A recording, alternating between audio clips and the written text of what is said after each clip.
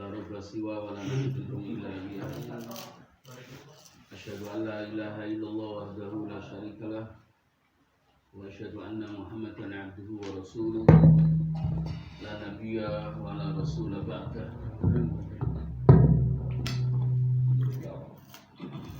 اللهم صل على نبينا محمد وعلى آله وصحبه ومن والاه.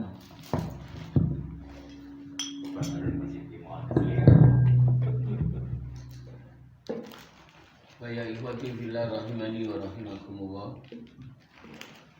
Wa azzani Allah wa iyyakum usikum wa nafsi bi taqwallahi wa ta'atihi la'allakum tattaqun. La'allakum turhamun la'allakum tuflihun. Yaqulu Allah Rabbuna tabaraka wa ta'ala wa huwa khaliquna wa wahibu hayatina fi kitabihil aziz. A'udzu billahi minasyaitonir rajim. Ya ayyuhalladzina amanu taqullaha haqqa tuqatih wa la tamutunna illa wa antum muslimun. Wa qala tabaraka wa ta'ala fi ayatin ukhra ya ayyuhan nasu taqu rabbakumul ladzi khalaqakum min nafsin wahidah wa khalaqa minha zawjaha wa batha minhuma rijalan katsiran wa nisaa'a wattaqullaha alladzi tasaaluna bihi wal arham innallaha kana 'alaykum raqiba. Ya ayyuhalladzina amanu taqullaha wa qulu qawlan sadida yuslih lakum a'malakum wa yaghfir lakum dhunubakum wa man yuti'illaha wa rasulahu faqad faza fawzan 'azima. Fa inna asdaqal hadithi kitabullahi wa khairal hadi hadi nabiyyina Muhammadin sallallahu alaihi wasallam. Wa iyyakum wa muhdatsatil umur fa inna kulla muhdatsatin bid'ah wa kulla bid'atin dhalalah wa kulla dhalalatin finnar. Allahumma anfa'na bima 'allamtana wa 'allimna ma yanfa'una wa zidna ilman warzuqna fahma. Allahumma inna nas'aluka ilman nafi'a wa rizqan thayyiban wa amalan mutaqabbala. Allahumma inna na'udzubika min ilmin la yanfa' wa qalbin la yakhsha wa min nafsin la tasba' wa min da'watin la yustajabu laha. Rabbi shrah li sadri wa yassir li amri wa hlul 'uqdatam min lisani yafqahu qawli. Allahumma la sahla illa ma ja'altahu sahla wa anta taj'alul hazna idza syi'ta sahla. Amma ba'd, ikhwati fillah rahimani wa rahimakumullah. Alhamdulillah, segala puji hanyalah milik Allah Subhanahu wa taala. Malam hari ini dengan izin dan ridhanya kita bersama dapat bermuajah kembali berkumpul di majelis yang mulia, majelis yang biasa kita duduk bersama untuk mencari ridha Allah Subhanahu wa taala melalui peningkatan pemahaman kita tentang syariat Allah Subhanahu wa taala yang bersumber dari Al-Qur'an dan As-Sunnah, khususnya adalah dalam bidang akidah Islamiyah. Akidah ini merupakan pondasi dibangunnya seluruh amal dan ibadah yang kita lakukan sebagai seorang mukmin, sebagai seorang muslim, baik ibadah yang fardu maupun ibadah yang sunnah.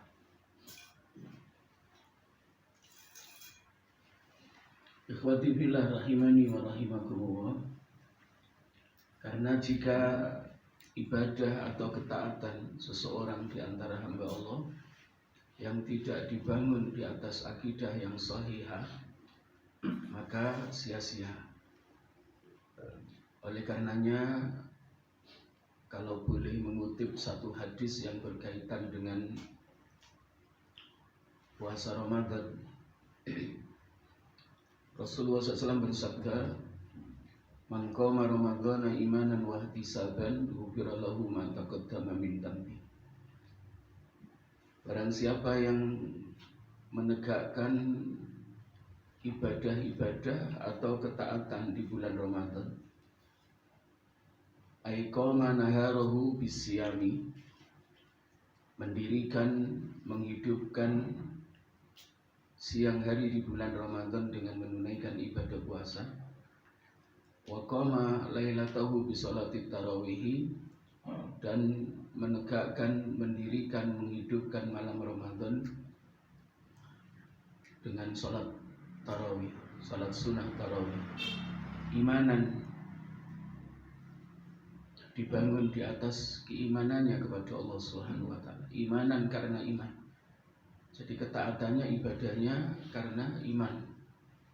Iman kepada Allah, kemudian iman kepada Nabi kita Muhammad SAW. Ibadah yang dibangun di atas dua kalimat syahadat, berdasarkan Al-Quran dan berdasarkan Sunnah. Ini yang dimaksud imanan. Imanan billahi wa imanan birasulihi. Jadi ibadahnya karena iman kepada Allah dan iman kepada Rasulnya. Kemudian wahtisaban, ada syarat yang kedua yang harus dipenuhi, ikhlas semata-mata mengharap wajah Allah. Ghufira lahu ma taqaddama min dzambi, maka dosa dan kesalahan yang dilakukan sebelumnya akan dimaafkan dan diampuni oleh Allah Subhanahu wa taala. Maka jangan sampai ada ibadah atau ketaatan yang kita lakukan yang tidak terbangun, yang tidak tegak di atas akidah sahihah, di atas keimanan kita kepada Allah dan keimanan kita kepada Rasulullah SAW. Di samping itu juga ada syarat diterimanya amal, yakni ikhlas semata-mata mengharap wajah Allah. Ikhwati fillah rahimani wa rahimakumullah. Semoga salawat serta salam senantiasa Allah Subhanahu wa taala curahkan kepada uswah hasanah kita, khatamil anbiya wal mursalin, penutup para nabi, para rasul, junjungan kita Nabi Muhammad sallallahu alaihi wasallam. Semoga kita dapat menjadikan beliau sebagai uswah hasanah dalam kehidupan kita sehari-hari sebagai seorang mukmin, seorang muslim, kehidupan individu, kehidupan berkeluarga, kehidupan bertetangga, kehidupan bermasyarakat, berbangsa dan bernegara. Karena uswah hasanah pada diri Nabi itu meliputi seluruh sisi kehidupan, tidak sepotong-sepotong. Sebagai is a good leader, Nabi kita Muhammad adalah pemimpin ideal, pemimpin istimewa, pemimpin yang memiliki 4 sifat utama. Maka siapapun yang ingin menjadi pemimpin, maka uswah hasanahnya adalah Nabi kita Muhammad SAW dan 4 sahabat dari Khulafaur Rasyidin. Termasuk dalam hidup berkeluarga. Dalam hidup berkeluarga, Nabi kita Muhammad SAW tidak diragukan kebahagiaan dalam membangun hidup berumah tangga. Kadang-kadang istri kita hanya satu saja, ributnya lebih banyak daripada tidak ributnya. Tapi Nabi kita Muhammad SAW menggambarkan kehidupan beliau dalam berkeluarga, baiti jannati, rumahku adalah surgaku, rumahku adalah surgaku. Maka jangan sampai selain Nabi yang kita contoh dalam meraih kehidupan surgawi. Karena Rasulullah SAW adalah manusia yang paling berbahagia dalam hidup berkeluarga. Bahkan beliau merasakan kehidupan surgawi dalam rumah tangga beliau, termasuk dalam hidup bertetangga. Dalam hidup bertetangga Rasulullah SAW luar biasa. is a good man, manusia yang the best, manusia yang sempurna imannya kepada Allah, sempurna akhlaknya, sempurna ketaatannya dan ibadahnya kepada Allah Subhanahu wa taala. Termasuk dalam hidup, mempraktekkan kehidupan kita, hidup dalam bermasyarakat, berbangsa dan bernegara.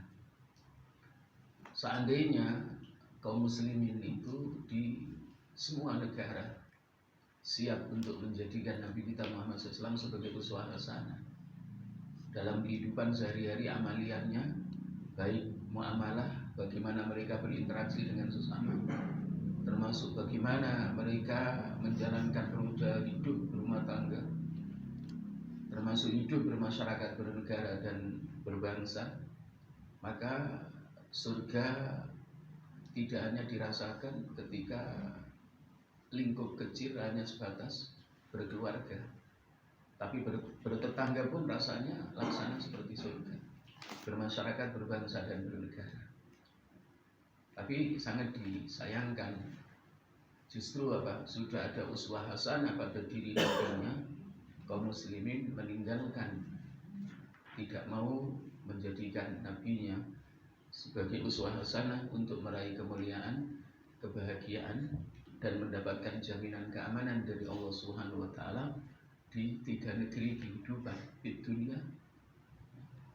Kemudian wa fil hayatil barzakhi wa fil akhirati, di kehidupan dunia, kehidupan alam penantian, alam barzakh, dan kehidupan di negeri akhirat.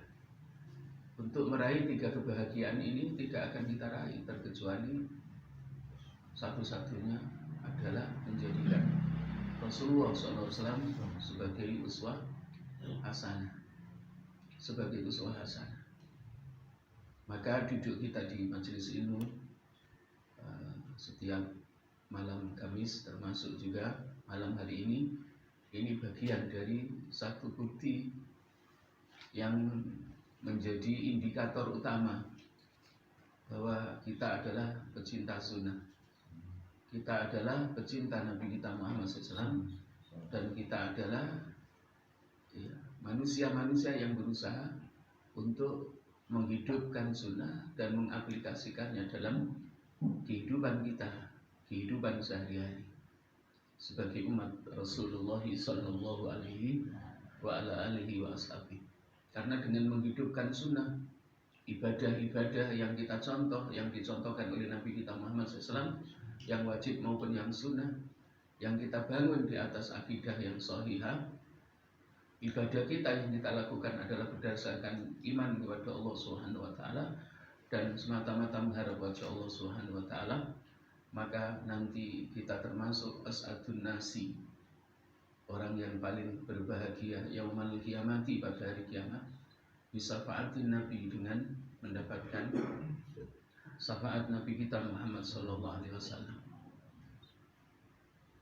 Dalam sebuah hadis yang sahih, Rasulullah sallallahu alaihi wasallam bersabda, beliau pernah ditanya oleh seorang dari sahabatnya,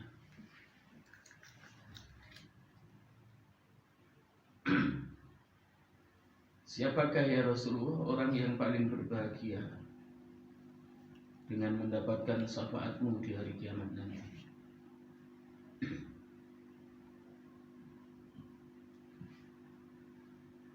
Kemudian beliau menjawab, hadis ini diriwayatkan oleh Imam Al-Bukhari dalam sahihnya, as'adun nasi bi syafaati yaumil qiyamati man qala la ilaha illallah khalisan min qalbihi.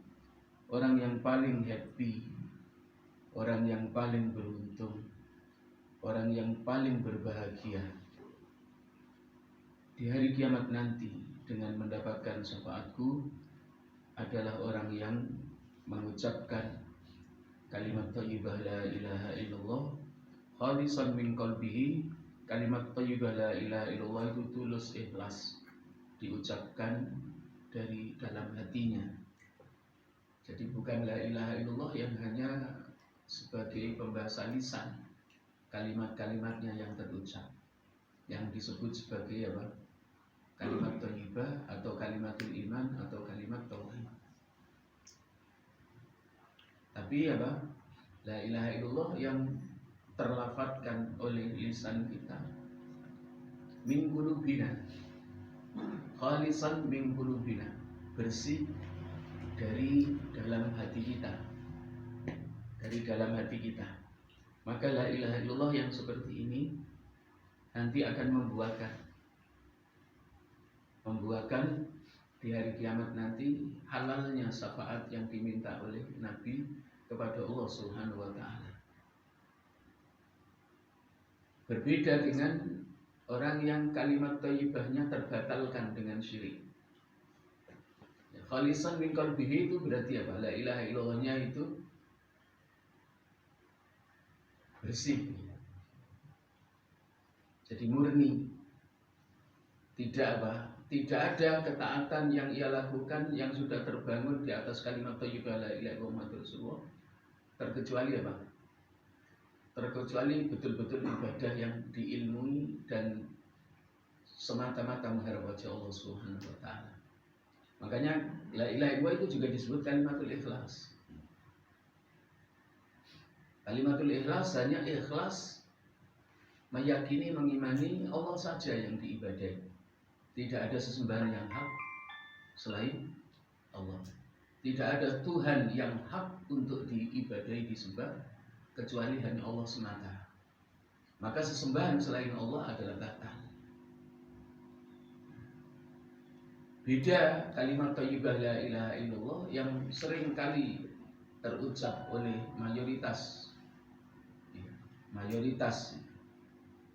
atau kebanyakan orang mengucapkan kalimat thayyibah la ilaha illallah, tapi apa tidak hati-hati yang berkaitan dengan apa?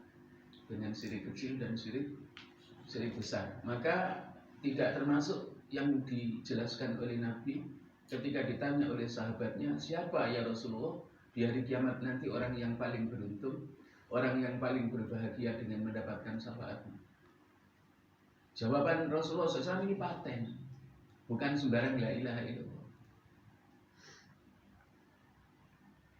Jadi bukan sembarang la ilaha illallah yang diucapkan, dilafadzkan oleh pada umumnya lisan-lisan orang yang notabene mengaku sebagai seorang muslim tapi tidak hati-hati di dalam apa? Perkara syirik. Mengapa kami menyampaikan bahwa jawaban Nabi ini paten? Ya, beliau menjawab mangqala la ilaha illallah khalisan min qalbihi. Dalam menuhankan Allah itu tulus. Mendeklarasikan diri bahwa tidak ada sesembahan yang hak selain Allah itu tulus dari dalam hati. Dan tidak ada satu titik kecil sampai besar yang mengait dengan apa? Penyekutuan kepada Allah Subhanahu wa taala. Jadi jawabannya paten. Nabi tidak hanya menjawab apa? Mangqala la ilaha illallah. Tapi ada penekanan di sini. Penekanannya apa? Khalisan min qalbihi. Meyakini Allah, mengimani Allah sebagai sesembahan yang hak. Tidak ada sesembahan selain Allah itu betul-betul tulus dari dalam hati, bersih. Jadi tidak ada embel-embel sesembahan yang masih nangkring di dalam hatinya. Hanya Allah Subhanahu wa taala yang terkokohkan, terpatri, terinstal, terekstrak di dalam kalbunya, Allah Tuhanku. Dan setiap melaksanakan ketaatan, baik ketaatan yang wajib maupun ketaatan yang sunnah, itu madhep betul. Allah maksudi, Allah yang aku tuju. Allah maksudi, Allah yang aku tuju. Waridhahu matlubi, ridhanya yang aku cari. Wajah Allah yang aku harapkan. Ini adalah la ilaha illallah yang betul-betul apa? Bukan hanya sebuah ucapan yang seringkali terucap melalui lisan, tapi tidak bersih dari hati dari hati berkaitan dengan mengimani Allah itu sebagai sesembahan yang hak, tidak ada sesembahan selain Allah Subhanahu wa taala. Maka siapa yang la ilaha illallahnya itu terucap, terdeklarasi, terlafadzkan melalui lisannya, betul-betul ikhlas dari dalam hatinya, maka tidak ada ibadah yang dilakukan kecuali ikhlas, semata-mata mengharap wajah Allah Subhanahu wa taala.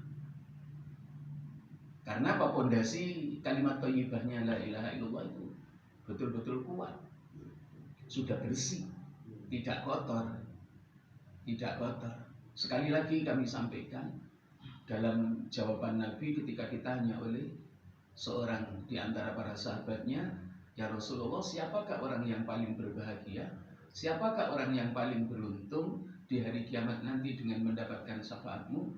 Maka jawaban Nabi kita Muhammad SAW tidak hanya mangqala la ilaha illallah titik, tapi ada lanjutan, mangqala la ilaha illallah khalisan min qalbihi. La ilaha illallah yang betul-betul tidak terkontaminasi oleh syirik kecil maupun syirik besar.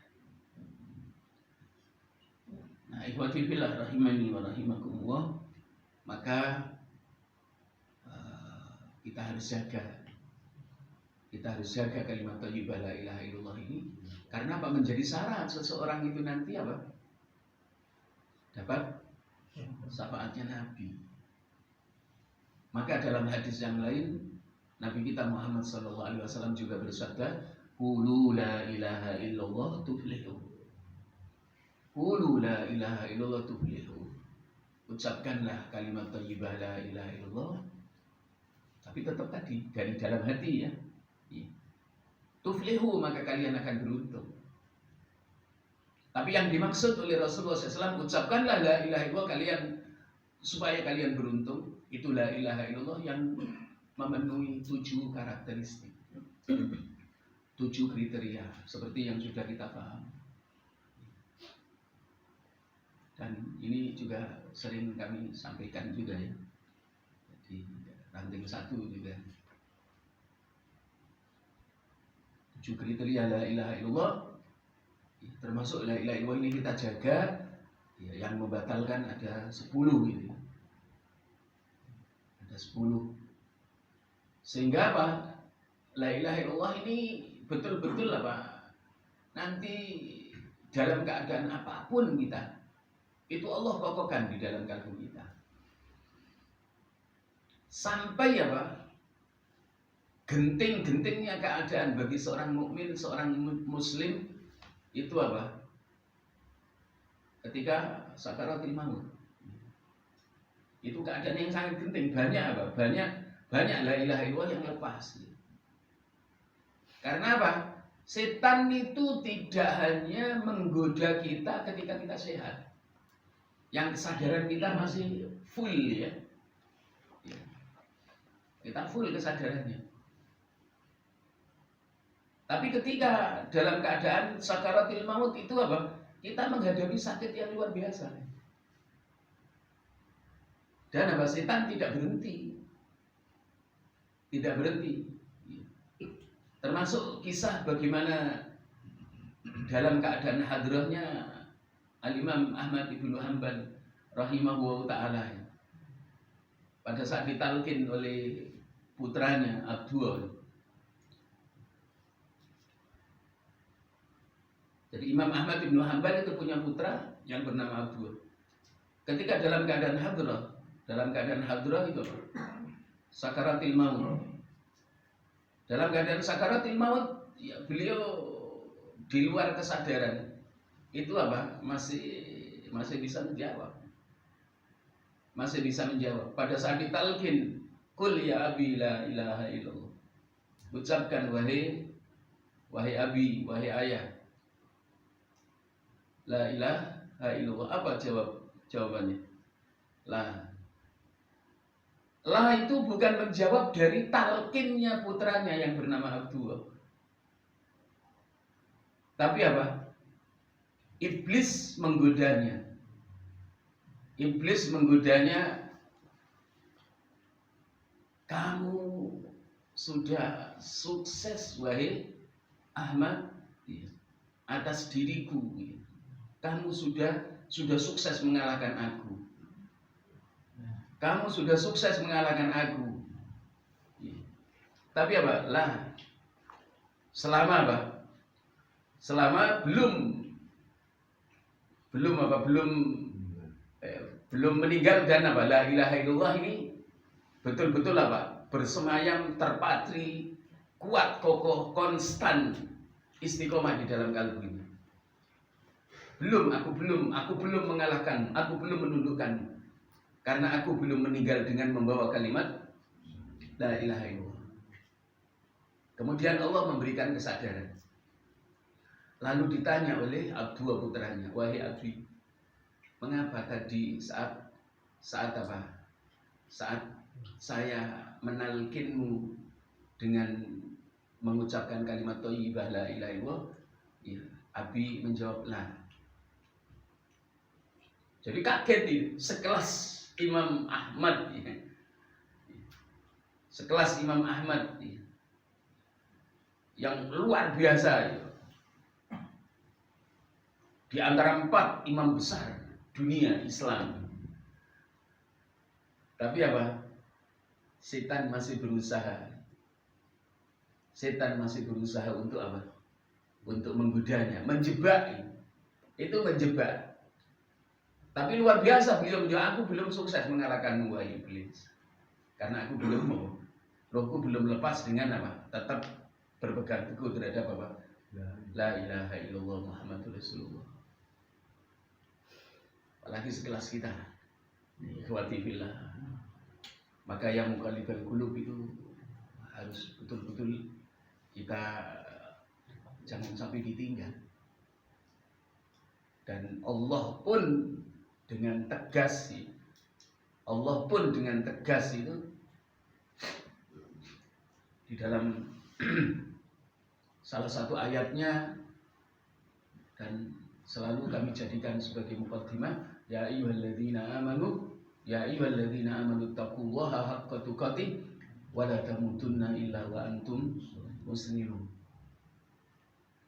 Allah menginginkan kita itu ketika detik akhir kembali kepada Allah, kembali ke kampung asal.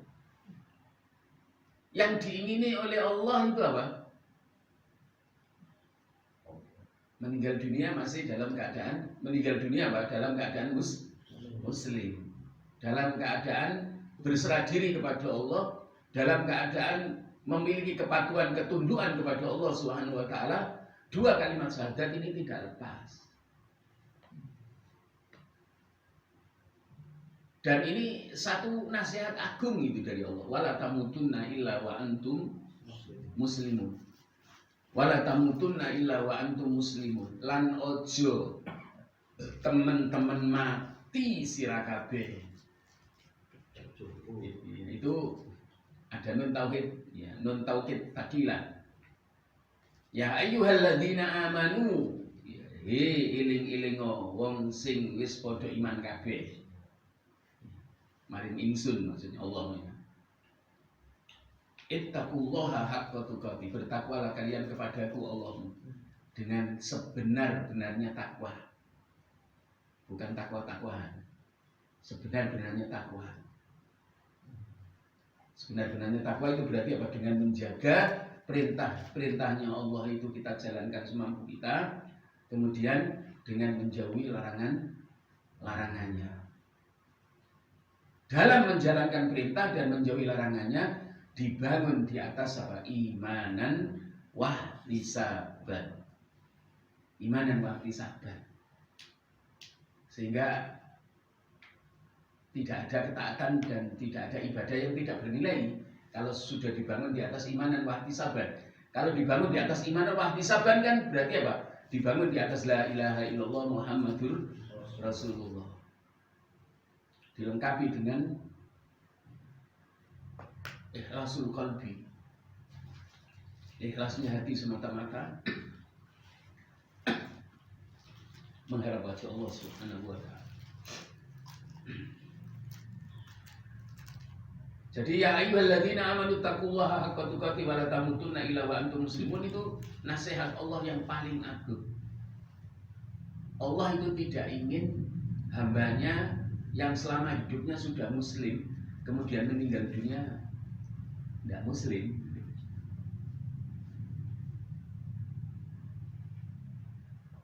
Tuhan kita saja, Allah kita saja yang menciptakan kita, yang memberi kehidupan kepada kita, pencipta kita, yang mengatur semua urusan kita, mengingini hambanya yang sudah beriman kepadanya, hambanya yang sudah menjadi muslim itu tidak hanya hidup muslim, tapi meninggalnya jadi kafir gitu ya. Ini nasihat Allah yang agung, yang luar biasa, yang luar biasa. Maka ketika ayat ini dijadikan sebagai salah satu muqaddimah di khutbah Jumat, termasuk juga menjadi bagian yang harus disampaikan dalam nasihat khutbah Jumat yang disampaikan oleh para khutbah, maka apa? Bagi seorang mukmin yang betul-betul Allah kokohkan iman di dadanya, aku harus berusaha keras untuk mati dalam keadaan Islam ada di dadaku, kalimat thayyibah terucapkan oleh lisan. Karena bahwa la tamutunna illa wa antum muslimun itu jangan sekali-kali kalian meninggal wahai hamba-hambaku kecuali kalian meninggal dalam keadaan muslim, dalam keadaan beragama Islam, dalam keadaan berserah diri kepadaku, dalam keadaan hatimu tunduk kepadaku. Tidak hanya ketika sehat kalian madhep pada saat sholat 5 waktu, tapi ketika rohmu dicabut pun dihadapkan kepadaku juga madhep. Itu husuknya, husuk itu ketika roh kita dicabut dihadapkan kepada Allah. Karena ketika roh kita dicabut itu yang terang jadi gelap. Dunia yang terang ini jadi gelap. Wajahnya istri kita yang kita lihat jelas ketika kita sadar tidak terlihat sudah. Tidak terlihat. Tapi apa? Jiwa kita, roh kita itu sudah apa? Sudah langsung lurus ya, madhep mendur ke aras. Makanya apa? Ketika roh itu lepas apa? Pasti apa? Kedua mata orang yang Allah wafatkan itu apa? Mesti apa? Apa? Dengar. Mengikuti lepasnya roh. Dan di mana tempatnya yang Allah tunjukkan itu? Apakah malaikat mengatakan hadza maq'aduka fil jannah atau hadza maq'aduka fil nar? Ini loh tempat dudukmu yang Allah telah siapkan di surga, atau ini loh tempat dudukmu nanti di neraka. Makanya ketika lepas roh itu apa? Sudah tahu tempatnya di neraka atau di surga, ditunjukkan sama Allah Subhanahu wa taala. Dan keindahan ucapan malaikat maut itu bisa dilihat ketika apa? Prosesi kematian setiap orang-orang muslim, orang-orang mukmin di antara hamba Allah Subhanahu wa taala. Kalau meninggal dunianya adalah husnul khatimah, maka panggilannya malaikat maut itu adalah ayyatuhar ruhut thayyibah, ukhruji min jasadika ila ridwani rabbika wa ridwan. Wahai roh yang baik, wahai roh yang suci, keluarlah kamu dari jasadmu menuju ampunan Tuhanmu dan ridhonya. Jadi panggilannya sudah indah. Dipanggil dengan panggilan yang indah. Sakitnya roh lewat melalui jasad. Kalau dulu dimasukkan kan kita tidak terasa ya, usia 4 bulan. Kita tidak ingat di rahimnya ibu. Semua kita ngalami karena apa? Pernah menjadi penghuni alam rahim. Ketika roh kita dulu dimasukkan oleh Allah ke jirimnya kita, jasmani kita ketika usia 4 bulan, ya kita lupa kayak apa rasanya. Kayak apa rasanya? Tapi apa ketika dipisahkan luar biasa.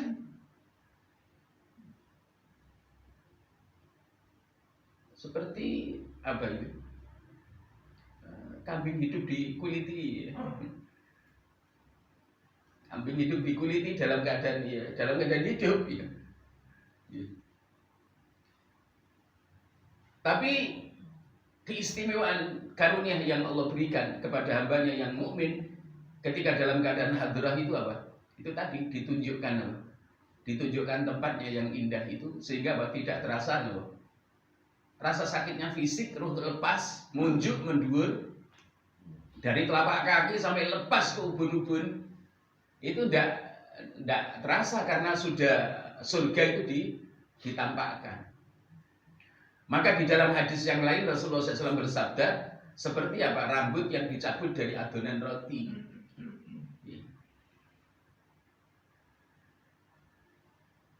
Lepasnya gampang gitu.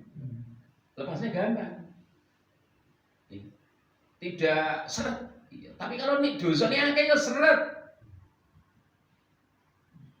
Lengket. Jadi ruhnya lengket. Maka sahabat Amr Ibnul As ketika dalam keadaan hadrah, dalam keadaan sakaratil maut ditanya oleh putranya yang bernama Abdullah. Dan Abdullah itu sudah pernah dipesan sama ayahandanya Amr Ibnul As, wahai putraku, kalau kamu ingin mengetahui bagaimana keadaan sakaratil maut, maka tanyakan kepada orang yang cerdas. Dan Abdullah bin Amr bin As ini tidak mau tanya kepada siapapun. Dia sudah punya harapan, punya tujuan, punya keinginan, ya ayahku yang akan aku tanya. Nah, pada saat Amr bin As radhiyallahu anhu taala dalam keadaan hadrah, nah putranya ini Abdullah bertanya, wahai ayahanda, apa yang kau rasakan saat ini?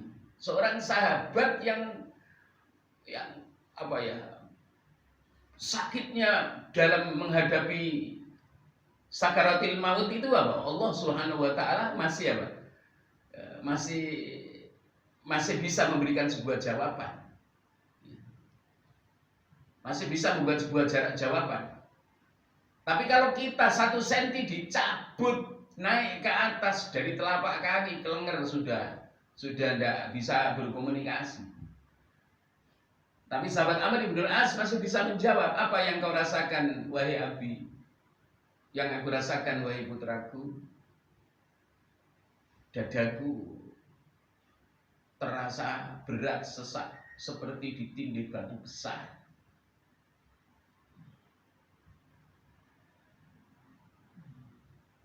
Dua lubang hidungku menyempit seperti lubang jarum. Kemudian dahan berduri. Dahan berduri seakan-akan ada di dalam tubuhku ditarik ke atas. Ini seorang sahabat. Perih. Makanya status hari ini itu yang tak tulis di itu, yang tak share di WA, status WA itu